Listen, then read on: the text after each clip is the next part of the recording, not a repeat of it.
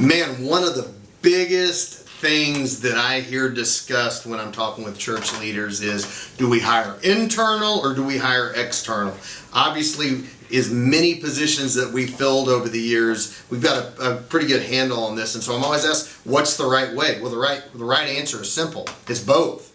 The challenge in this, or the mistake in this, is not about do we hire internal and external. It's we hire the best candidate. And that's one of the biggest mistakes church leaders make, is they get hung up on, I'm only going to hire internal. I'm only going to hire internal. They know the culture, they fit the chemistry here. Well, just because somebody's external doesn't mean they won't fit the cultural chemistry. And just because somebody's internal doesn't mean they can do the job.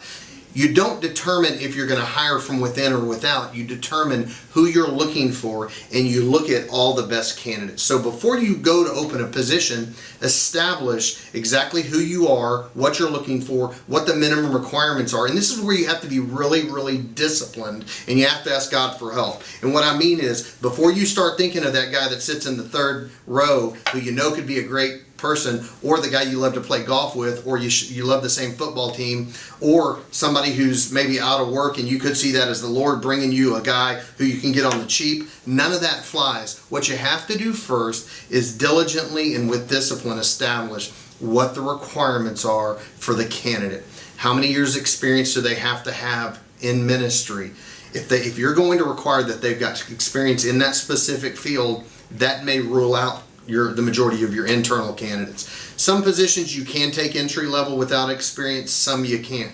But you have to establish years experience, education, doctrinal, theological schooling, and understanding of those things. There are some positions on a church staff that somebody can transition pretty easily and learn the area of expertise or the area of focus, but there are some positions on church staff, especially larger churches, that really need somebody who's got experience, passion, and calling to that area of ministry. So, in summary, do I hire from within or hire from without? You hire the best candidate.